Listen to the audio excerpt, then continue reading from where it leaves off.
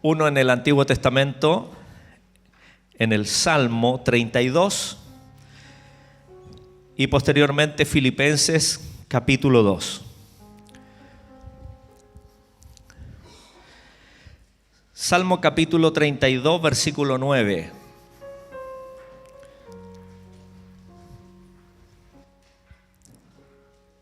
Dice: no seáis como el caballo o como el mulo, sin entendimiento. Ahí está el énfasis, ¿ya? Que han de ser sujetados con cabastro y con freno, porque si no, ¿qué dice? No se acercan a ti. A ver. Entonces, ¿cuál es el consejo del Señor? Que no seamos como el caballo o como el mulo. ¿Cuál es la característica? Dice, sin entendimiento. Vamos a Filipenses capítulo 2, versículo 19 al 23 y dice: espero en el Señor Jesús enviaros pronto a Timoteo, para que yo también esté de buen ánimo al saber de vuestro estado. Pues a ninguno tengo del mismo ánimo, y que tan sinceramente se interese por vosotros. Porque todos buscan lo suyo propio, no lo que es de Cristo. Pero ya conocéis los méritos de Él, que como hijo a padre ha servido conmigo en el Evangelio. Así que a hablando de Timoteo, espero enviaros luego que yo vea cómo van mis asuntos. Amén. Gloria al Señor. Le he puesto como título a este sermón en esta mañana, algunos ya lo han visto: discípulos o disímulos, porque dice el Salmo que no debemos ser ni como el caballo ni como el mulo. Entonces la pregunta en esta mañana que yo quiero hacer para reflexionar es que somos discípulos o disímulos. No sé si entiende la analogía. Dice, el mulo es sin entendimiento. Yo no lo estoy tratando de... La palabra dice y nos involucra a todos. Y quiero justamente en esta hora hablar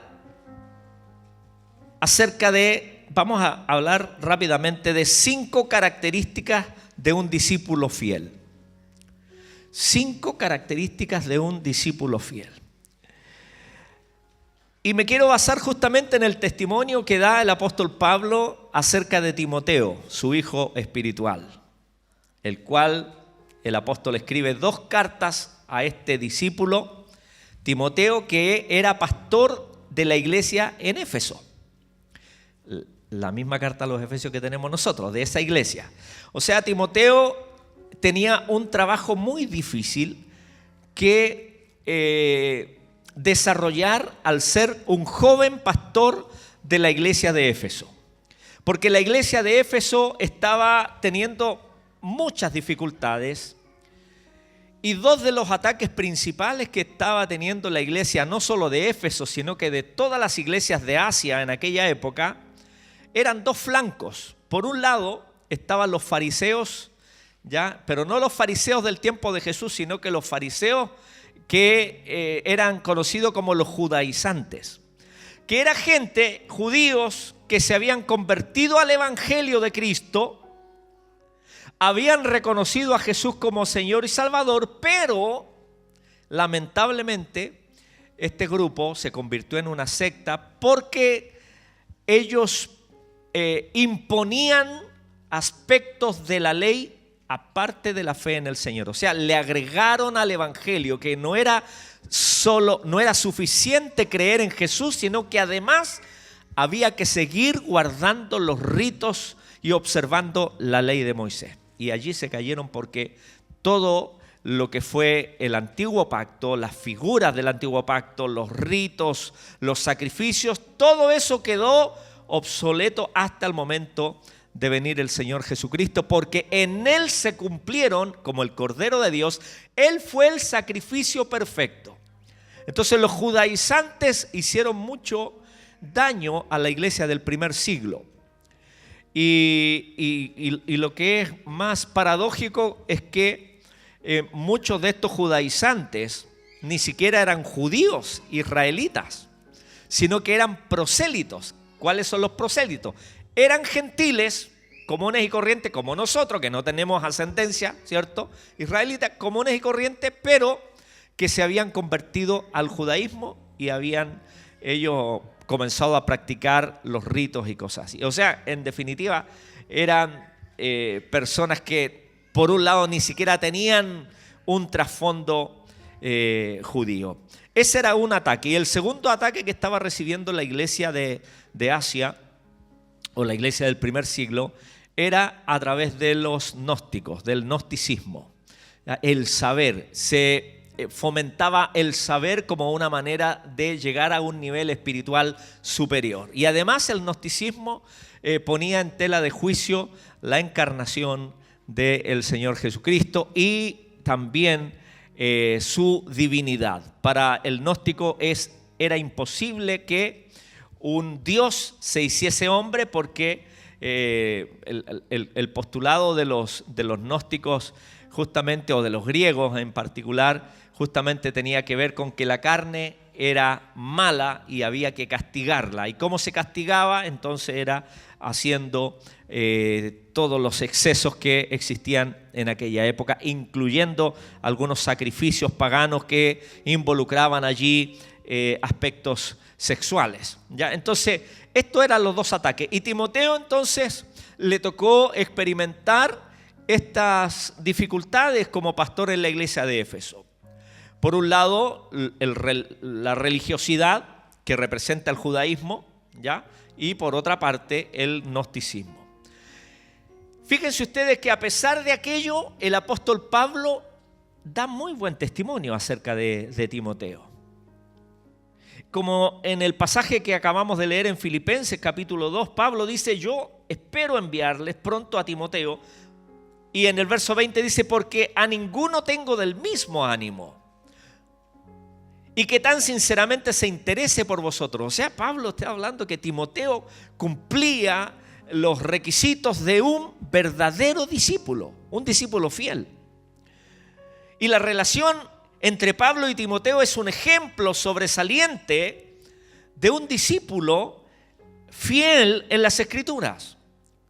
Las cartas de Pablo, precisamente a Timoteo, que son dos, ofrecen valiosas enseñanzas sobre las cualidades de un discípulo fiel. Y vamos a ver en esta mediodía ya, ¿cierto? Vamos a ver entonces 5 cualidades de un discípulo fiel.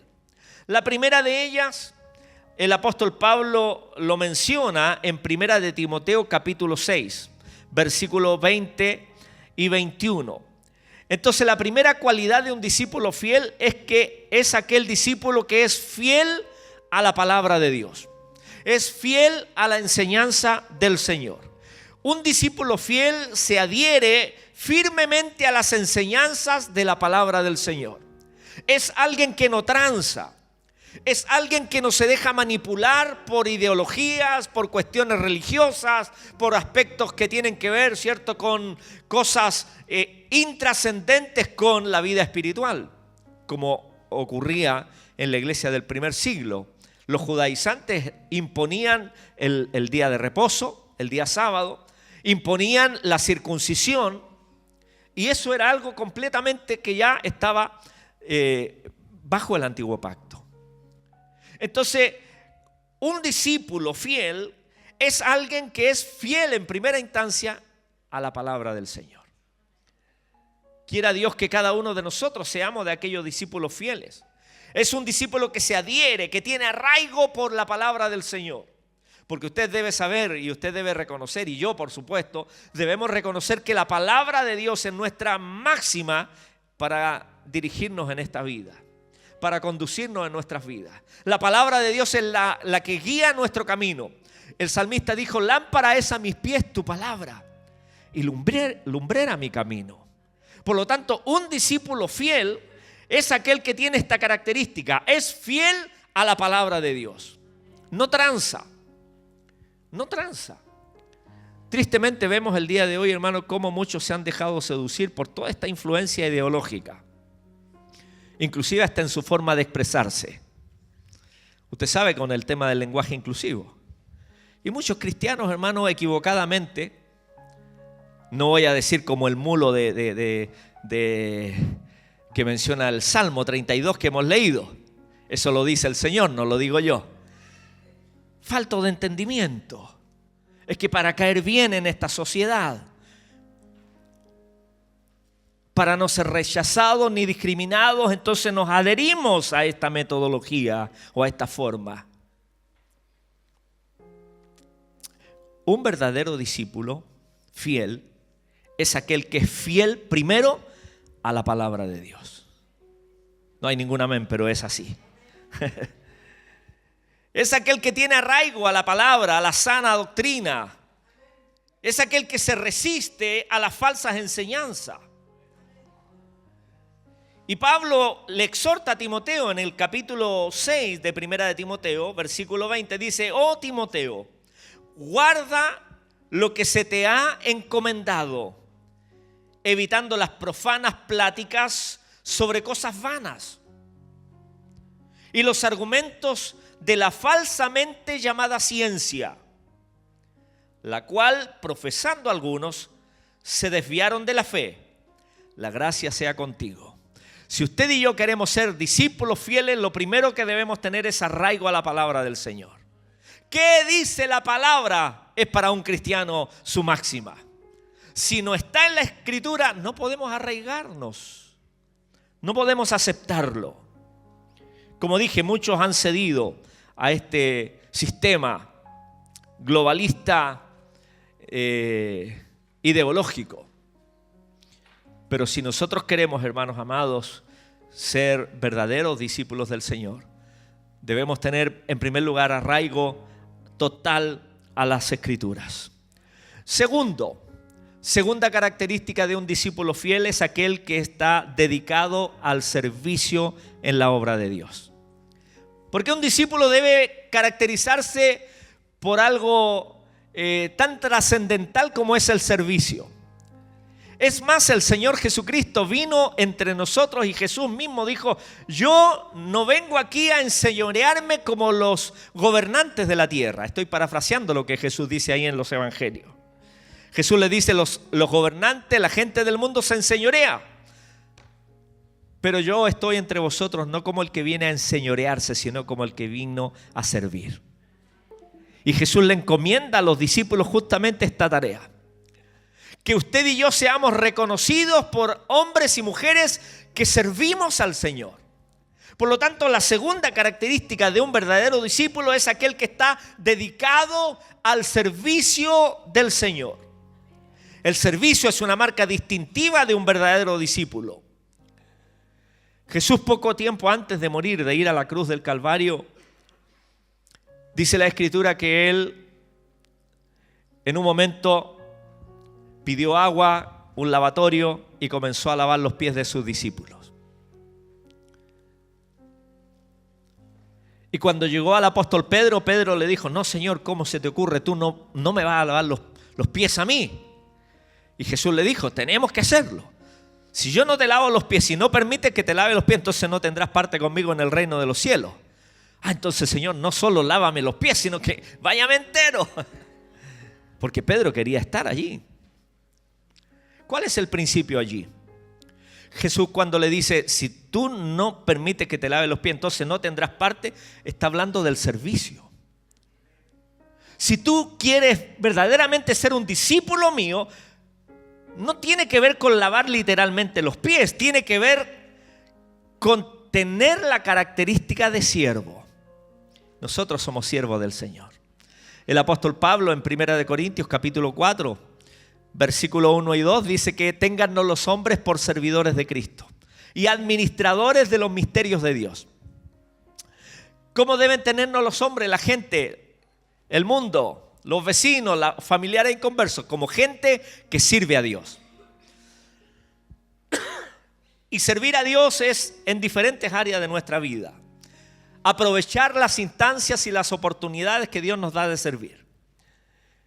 Téngannos los hombres por servidores de Cristo, dijo Pablo, y administradores de los misterios de Dios. Pero se requiere, el versículo 2 de 1 Corintios 4 dice, se requiere de los administradores que cada uno sea hallado fiel. O sea, para ser verdaderos discípulos fieles, no solo debemos tener arraigo en las Escrituras y amar las Escrituras, sino que en segundo lugar, la característica de un discípulo fiel es un discípulo que sirve a Dios, que pone su vida al servicio del reino de Dios. Y Pablo anima a Timoteo a ser un ejemplo para los creyentes. Primera de Timoteo 4:12. Nadie tenga en poco tu juventud, sino sé ejemplo de los creyentes en palabra, en conducta, en amor, en espíritu, en fe y en pureza. Por lo tanto, si usted y yo queremos ser considerados de aquellos discípulos fieles, amados, hay que servir al Señor. Y la iglesia es el lugar también donde se nos brindan las oportunidades para servir al Señor.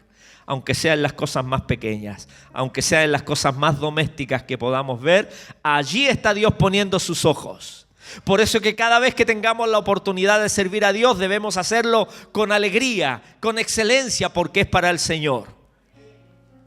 Si hemos de traer flores, mire, gracias al Señor por la hermana Jimena, no había dado las gracias por estos hermosos adornos que ella todos los años hace a razón de Navidad. Muchas gracias, hermana Jimena, por estos adornos. Nos adherimos a esta fiesta, a esta celebración, conmemorando la venida de nuestro Salvador, Jesucristo. Él no viene como bebé todos los años a nacer, no, Él ya nació una vez y para siempre y hoy día gobierna a la diestra del trono del Padre. Y Navidad es Jesús, amén. El mejor ejemplo de servicio es el Señor. Así que, amados hermanos, en cualquier cosa que Dios nos dé la oportunidad, debemos nosotros hacerlo con alegría. Y todo lo que hagáis, dice el apóstol Pablo también, hacedlo de corazón. Colosenses capítulo 3, versículo 23. Todo lo que hagáis, hacedlo de corazón. Para el Señor y no para los hombres. No servimos aquí a los hombres.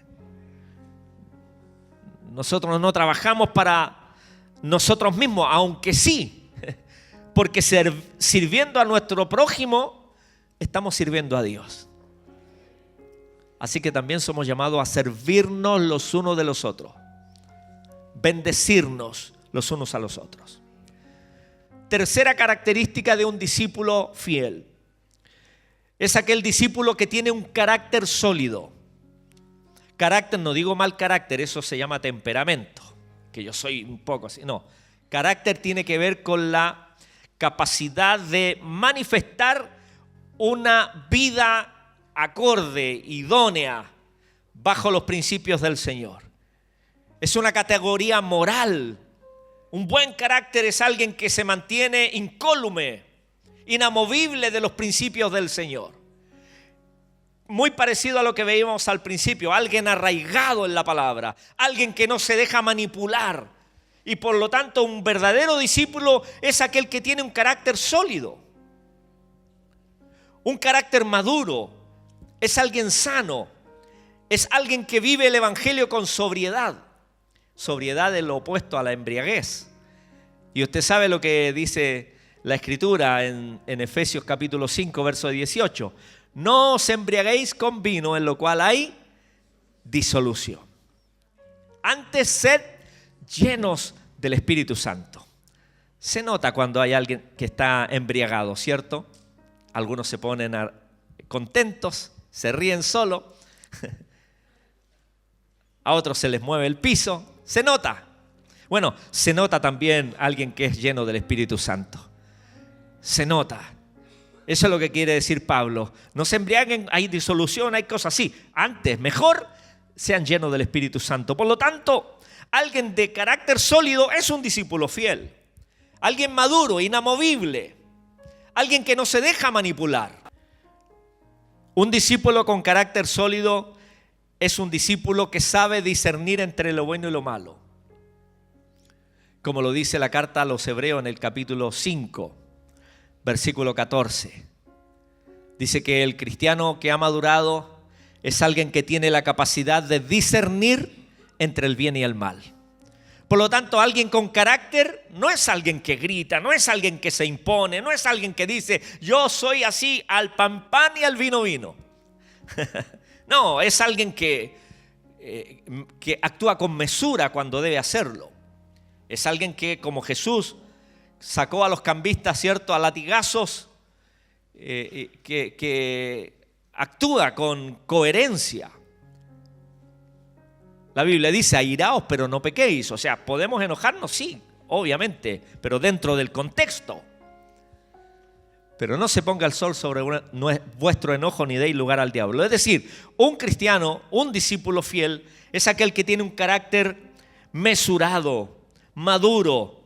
Es alguien que vive en santidad, pero no esa santidad, ¿cierto?, que el mundo pinta, sino que la santidad tiene que ver con alguien consagrado a Dios.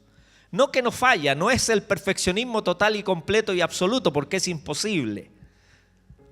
Ninguno de nosotros podemos ahora en estas condiciones llegar a ese nivel moral o de santidad total y absoluta, es imposible. Todos nosotros peleamos una batalla con nuestro yo carnal. La gran diferencia es que los verdaderos discípulos no hacen del pecado un hábito. Ahí está la gran diferencia. Fallamos, sí fallamos, pero en la medida que fallamos, bueno, ahí nos volvemos a levantar por la gracia del Señor. Como lo dice el apóstol Juan, si confesamos nuestros pecados, el Señor es fiel y justo para perdonar nuestros pecados y limpiarnos de toda maldad. Por lo tanto, la tercera característica para ser un verdadero discípulo y no un disimulo es que tenemos un carácter maduro.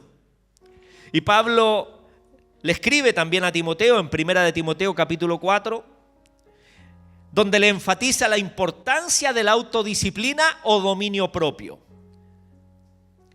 Pablo le dice, entrena tu cuerpo para la piedad o ejercítate para la piedad.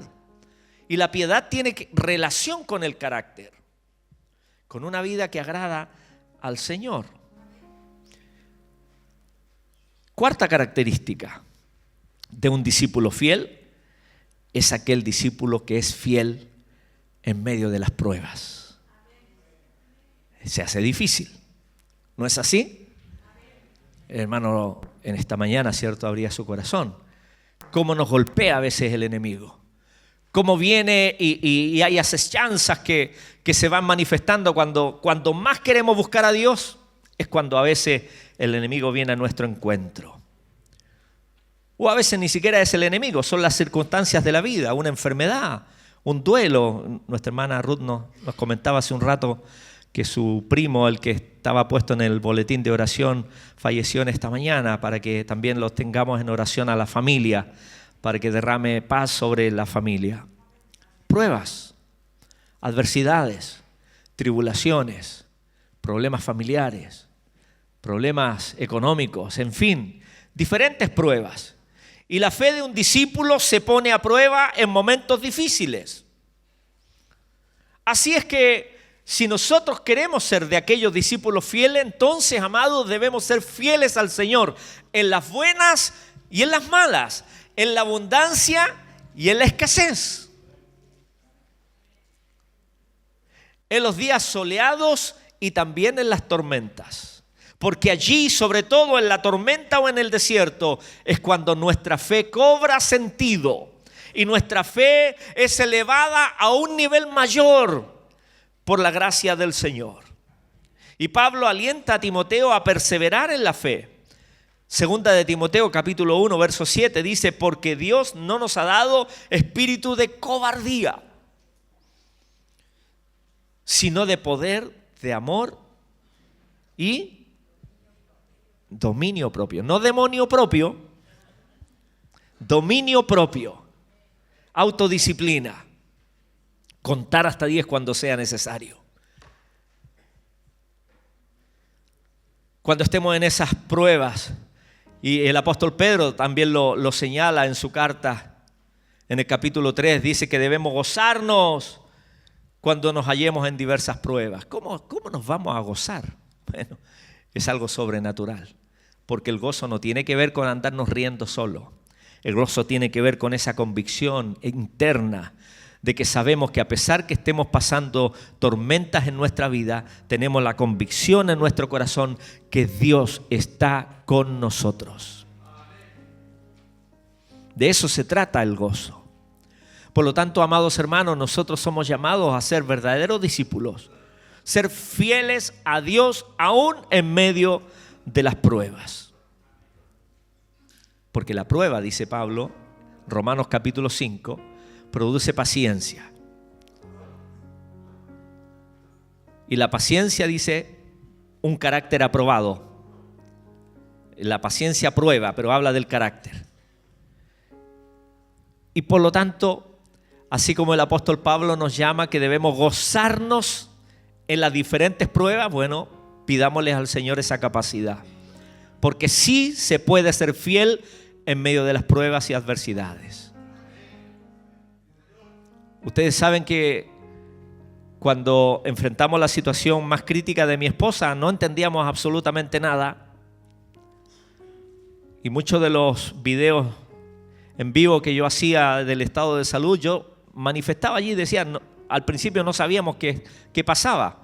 Nos decíamos es bursitis porque le dolía el cuerpo aquí el hombro. Bursitis es una infección allí en una de las partes de articulaciones, de las partes blandas de las articulaciones. Y otros nos decían otra cosa y ahí estábamos y no entendíamos nada, no sabíamos. Pero estaba allí en esas condiciones, allí, con su boca toda herida por dentro, sus labios deshidratados, con mucho dolor. Por eso que cuando la dejamos hospitalizada no me permitieron, porque además estábamos con el tema del COVID y no podía yo estar con ella en la habitación. Me mandaron a casa, recuerdo, y en la mañana como a las 7 y algo me llaman por teléfono porque me pidieron que por favor yo fuese a ayudarles porque eran incapaces las enfermeras y paramédicos de poder asistirla a ella, levantarla para que fuese al servicio higiénico, etcétera, porque el dolor era demasiado. Y ahí, gracias al Señor, Dios me permitió estar con ella los 3 días que estuvo en la primera vez allí.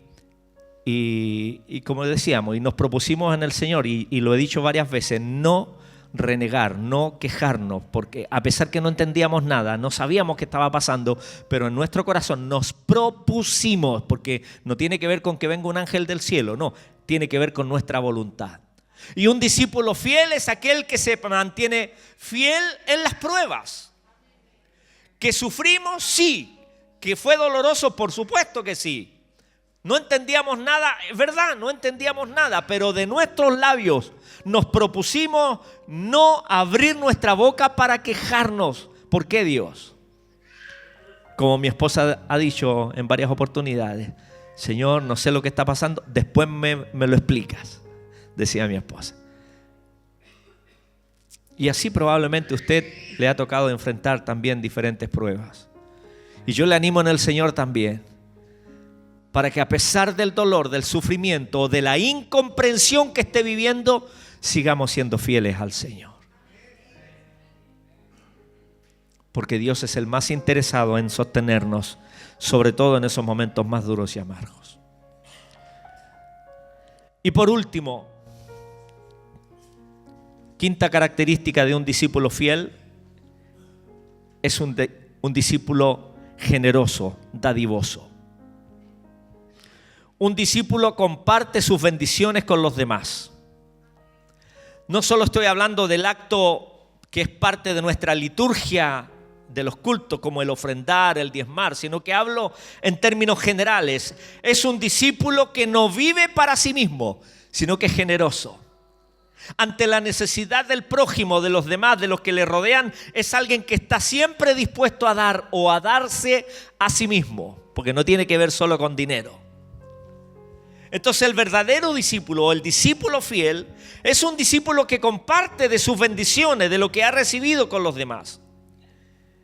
Y el apóstol Pablo en 1 de Timoteo capítulo 6, versos 17 y 18 dice: manda a los ricos de este siglo que no sean altaneros, ni pongan su esperanza en las incertidumbres de las riquezas, sino en Dios,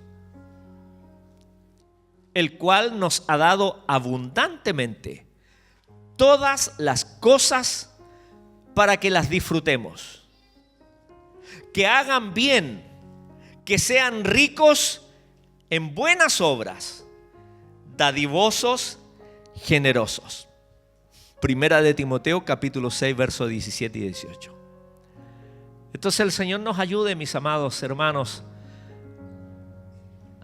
a también tener un corazón agradecido, porque la generosidad tiene relación con la gratitud. Porque así como yo he sido bendecido por Dios y estoy agradecido, entonces yo me convierto en un agente de bendición para otros. Siempre hay alguien al cual podemos ayudar. Siempre, hermano. Yo recuerdo a mi hermana mayor, una persona que no vivió las comodidades ni la abundancia en su vida, en su matrimonio. Vivió en lugares muy humildes, junto a mis sobrinos allí. Pero siempre ella, cuando venía a casa, aparte, como Anita María, andaba llena de bolsos. Todas sus bolsas micro con mis sobrinos allí. Y siempre llegaba con algo a casa. Y era la más necesitada de todos. Por así decirlo, era la más pobre en comparación a mi hermana Margarita y mi otra hermana Menita. Pero siempre una de las características de mi hermana mayor, que se llamaba María, era que ella era muy generosa. Y no quiero hablar mal de mi familia, pero todos en ese tiempo no éramos cristianos. Y mi hermana Margarita tenía negocio.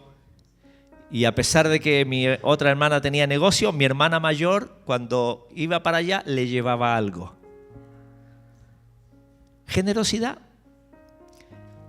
Al generoso no hay que darle lecciones y 5 pasos para ser próspero y usted siembre 100 y Dios le va a dar millones. No.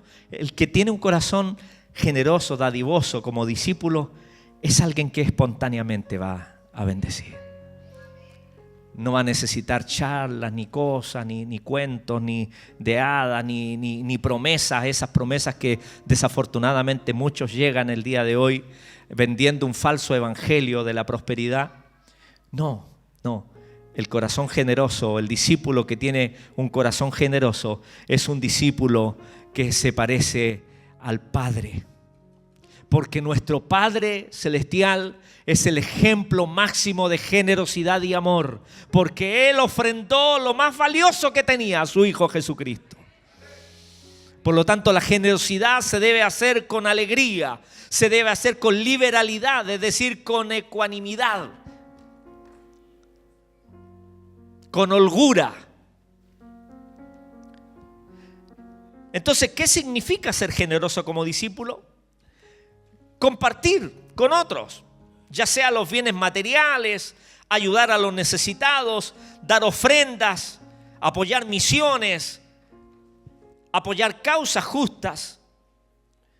También es alguien que comparte el tiempo, sirven a otros.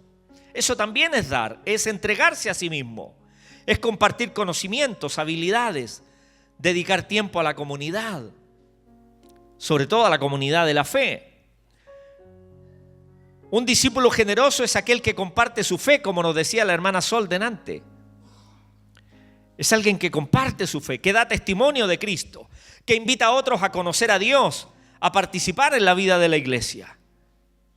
La generosidad es uno de los frutos del Espíritu Santo. Es una expresión del amor de Dios.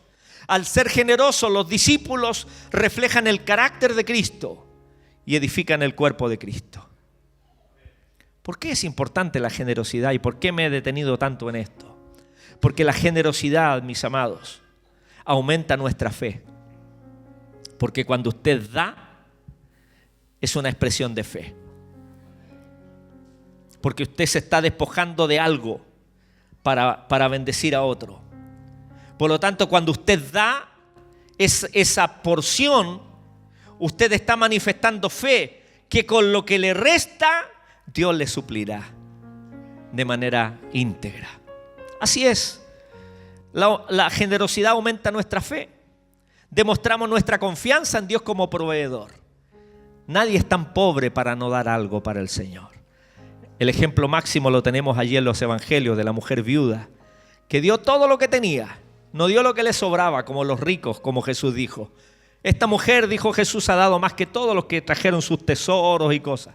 Porque el resto dio de lo que le sobraba. Pero esta mujer lo dio todo.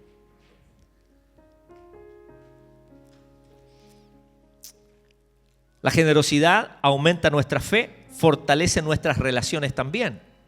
Porque cuando usted y yo bendecimos a alguien, se genera un lazo de amistad y compañerismo.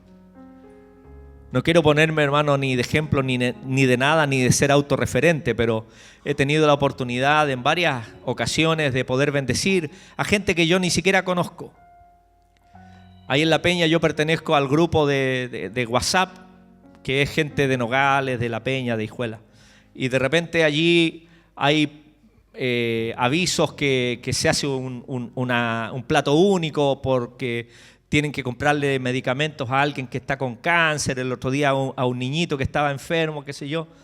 Y gracias al Señor Dios me ha permitido, a mí no me sobra el dinero, pero me ha permitido poder escribirle allí a las personas, por favor mándenme la cuenta para poder enviar una colaboración.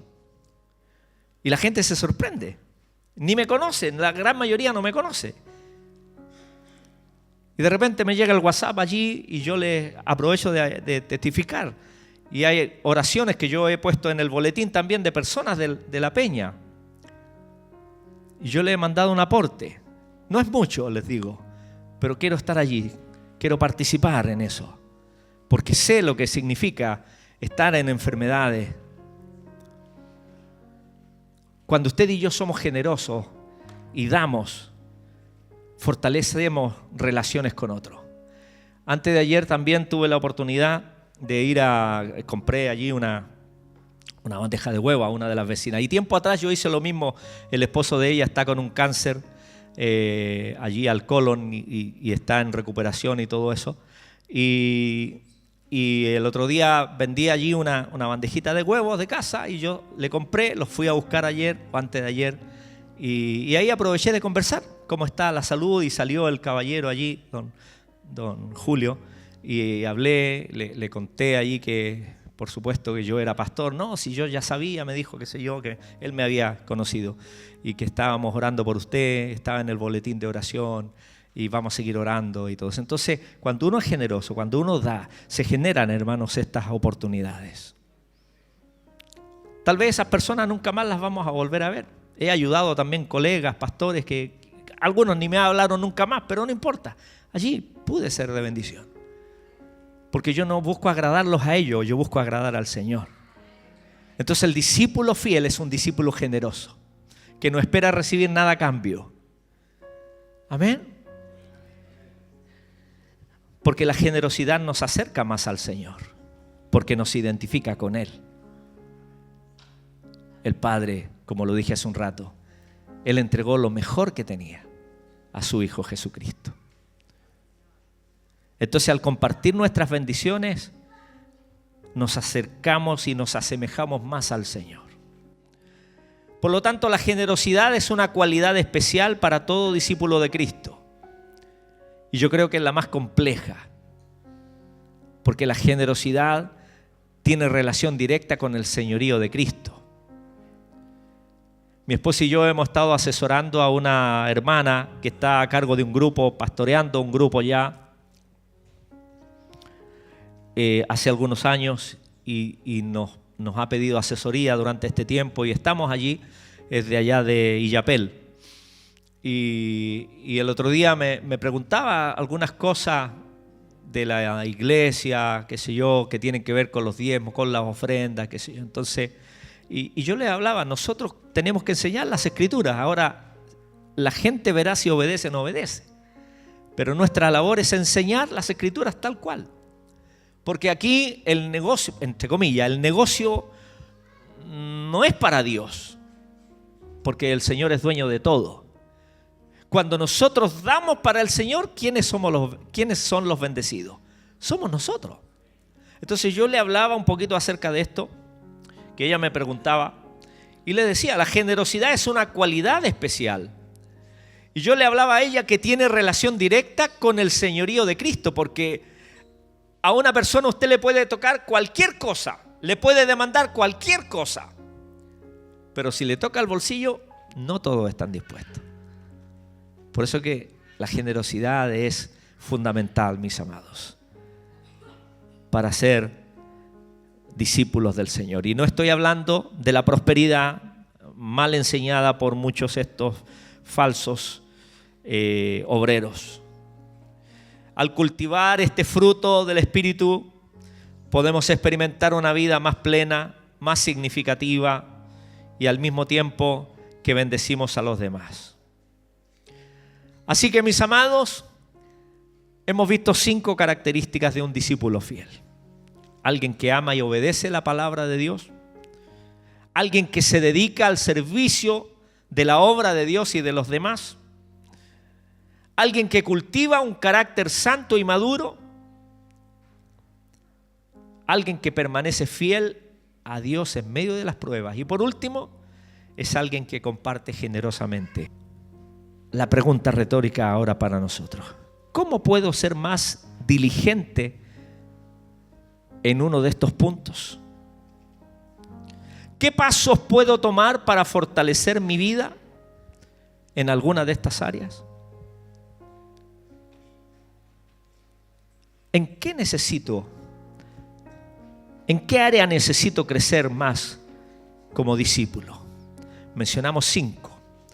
¿Cuál de estas áreas más nos complica? El Señor está aquí en esta mañana para ayudarnos. No para condenarnos, sino para ayudarnos, para fortalecernos, para que verdaderamente seamos de aquellos discípulos fieles. ¿Cómo puedo ser un mejor ejemplo para los demás? Porque de eso se trata, ser discípulos. ¿Qué pasos concretos puedo dar para servir al Señor más efectivamente? Le invito a que oremos al Señor. Póngase en pie y le vamos a pedir ayuda. Digámosle al Señor: ¿cómo puedo, Señor? ¿En qué área necesito? Usted y yo nos conocemos. Nos conocemos, ¿verdad? Cada uno sabe, como se dice vulgarmente, cada uno sabe dónde le aprieta el zapato. Y en esta mañana vamos a pedirle al Señor que nos ayude. Precisamente allí donde nos aprieta el zapato. Para que el Señor fortalezca el área más débil, el área más vulnerable que pueda haber en nosotros. Padre, en el nombre de Jesús oramos dándote gracias por este consejo que viene de tu palabra. Gracias, Señor, porque has salido a nuestro encuentro una vez más, para que nosotros seamos considerados como discípulos fieles. No creyentes a la distancia, sino discípulos. En primer lugar, Señor, ayúdanos a ser fiel a la palabra, a tener arraigo, a ser discípulos inamovibles con respecto a las Escrituras, a no dejarnos influenciar, Señor, por la corriente de este mundo. Señor, trabaja en nuestros corazones, porque tu palabra, Señor, es lumbrera a nuestro camino, es lámpara a nuestros pies y lumbrera nuestro camino. Señor, produce en nosotros un amor y una dedicación por tu palabra. En segundo lugar, Señor, queremos pedirte que nos ayudes en nuestro servicio. Queremos ser reconocidos, no para los aplausos, sino reconocidos como hombres y mujeres que sirven a Dios. Como el apóstol Pablo le aconseja a los corintios: téngannos los hombres por servidores de Cristo y administradores de los misterios de Dios. En tercer lugar, danos un carácter sólido, inamovible, maduro, capaces de discernir entre lo bueno y lo malo, Señor. Ayúdanos también a ser fieles en medio de las pruebas. Hay varias familias que han estado enfrentando pruebas duras y difíciles, en enfermedades, en situaciones difíciles en la economía. Pero Dios, ayúdanos a mantenernos fieles, para que de nuestros labios no salgan palabras de queja, sino de alabanza en medio de las pruebas, Señor. En el nombre de Jesús. Y finalmente oramos para que produzca, Señor, en nosotros un corazón generoso. Queremos, Señor, darnos para ti en todos los aspectos. Ser generosos en nuestros diezmos, en nuestras ofrendas, en compartir con el que tiene necesidad, en darnos a nosotros mismos para ponernos al servicio del prójimo. Danos esa capacidad, Señor, de parecernos más a ti, porque tú eres el máximo ejemplo de generosidad, porque enviaste a tu Hijo Jesucristo a morir en la cruz del Calvario por cada uno de nosotros. En el nombre de Jesús. Amén y amén.